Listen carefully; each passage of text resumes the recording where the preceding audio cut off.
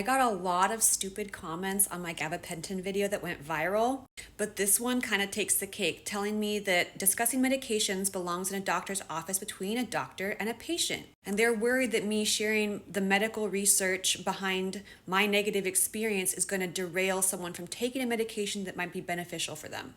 The makers of this drug literally pleaded guilty to felony charges of illegal marketing of gabapentin. Do you know what marketing is?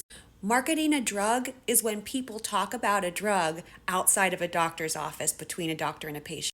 The manufacturers of this drug were literally sued for a felony crime of making misleading claims about this drug and manipulating data to make it appear more effective than it is.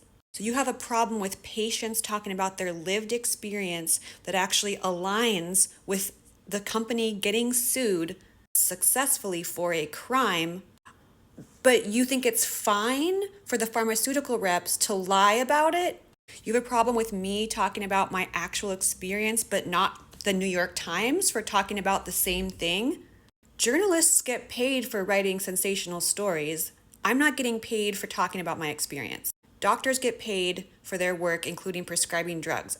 Pharma reps get paid for convincing doctors to prescribe drugs. PR firms and marketers get paid for creating ads that convince people to want to try drugs. Pretty much everyone else that talks about this drug has money on the line, and I have my body. I don't make a penny for talking about my lived experience. If there's any people that should be encouraged to talk about their lived experience, it's patients. It's literally insane that you think everyone else deserves a voice on gabapentin except the people who are actually putting it in their bodies and feeling it.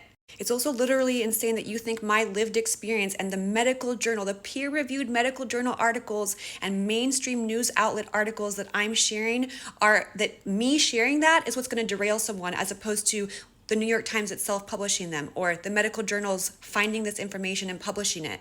Or the fact that this information I'm sharing is literally that the drug manufacturers lied about how the drug can work. I am not responsible for their lies. I am not responsible for their felony crime. If anything is going to derail someone from using a drug that might work, it's the fact that it has side effects that are terrible. It's the fact that people lied about that. If you actually care about chronic pain patients, you should want us to have informed consent. You should want us to be making decisions with the full data set available. Clearly, if you look at the comments of my gabapentin video that went viral, there's hundreds of people that were never told about the data and the risk of dementia with long-term gabapentin use. That is not my fault.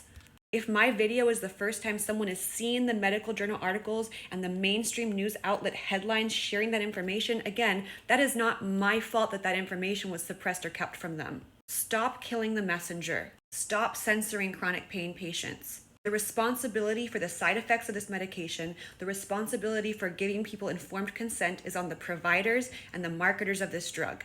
If you care about people being turned off to try gabapentin, go complain to the doctors who lied about it. Go complain to the manufacturers who got a felony lawsuit, pled guilty because they lied about it. That's what's going to derail people from taking it, not me sharing the truth.